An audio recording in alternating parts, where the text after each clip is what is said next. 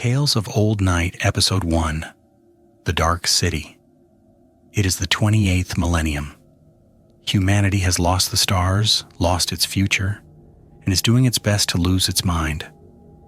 Warp storms isolate the human worlds. Hope is obsolete.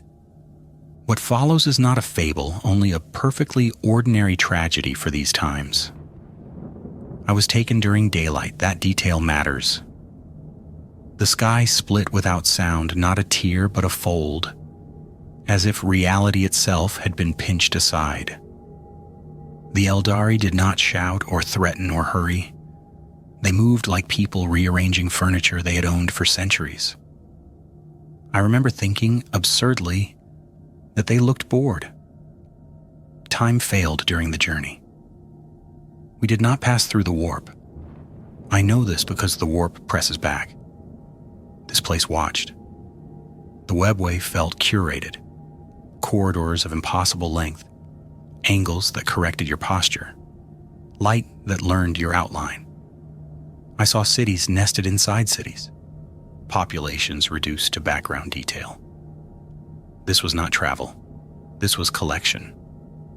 Commorragh is not a city. It is an accumulation. Spires threaded across voids that should not exist. Bridges spanning distances measured in regret. Structures grown rather than built. Decisions never revisited.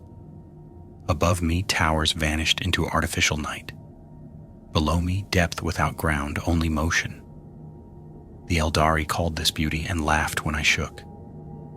There are no citizens in Commorragh, only participants. The streets were alive, they leaned. They framed me. The Aeldari passed close enough for me to smell ozone, incense, old metal, and sweetness turned wrong. Some looked at me with hunger, others with nostalgia, most with polite indifference. I learned what humanity was to them. Not enemies, not animals, but materials. I do not know how long I was caged. One day escape appeared. A door left open, a distracted guard. A passage sloping away from noise and light. It was too easy, but I ran. I passed chambers where sound had weight, galleries where beggars were admired for endurance. The city never chased me. That should have been the warning. I reached what I thought was an edge, a balcony overlooking nothing. The Webway stretched outward, infinite and branching.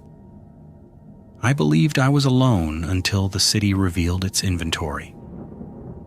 In an alcove shaped like a chapel, a man had been stretched into the wall itself, his mouth opening and closing in time with the structure. Further on, humans knelt around a fountain, drinking a glowing liquid, their relief carefully tuned. When one laughed, an Aeldari adjusted the air and laughter became sobbing without pause. I passed cages that were not locked. No bars, no fields. The occupants stayed anyway. Some warned me to stop. Others begged me to stay. One woman reached for me and missed. Her arm continued the motion long after I was gone. Then I understood. The city does not restrain bodies. It educates instincts. Near what I believed was an exit, I saw children, not human, but shaped close enough to hurt, playing with bones carved with names. One asked if I was new. I ran faster. The corridor ahead felt unfinished. The architecture stopped reacting to me. The floor was worn smooth by repetition, footprints overlapping toward the same false hope. Names were carved into the wall, each followed by the same meaningless symbol. I stepped onto the balcony anyway because the city had taught me how to want that ending. Then the laughter began, quiet and appreciative. The Aeldari emerged from the walls themselves, applauding. One spoke kindly. You believed escape was possible because we allowed you to believe it. They explained that Commorragh does not lose what it takes. It recycles hope. Even if I escaped, I would have brought them with me. That was the last moment I controlled my body. I am no longer confined. I am placed, positioned at the center of a chamber of leisure and debate. I thought I was a decorative panel at first, until I understood the pattern was layered, composed of bodies flattened into a single surface. Humans, Xenos, failed escapees. Awareness spread thin, woven into living memory and sensation. We are not screaming. Screaming would be an event. This is permanence. The Aeldari do not kill us or use us. They display us.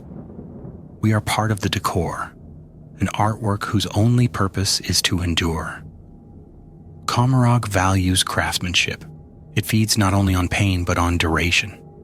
Time stretches until moments become architecture. I believe I've hung here for decades. In my mind, I am still myself, which my captors find endlessly amusing. Sometimes I recognize others. A voice beneath the floor, a reflection along a blade. If you ever enter the dark city, know this. Fear ripens best when it is awaited. Somewhere within this wall, I am still screaming and praying for a death that may never come.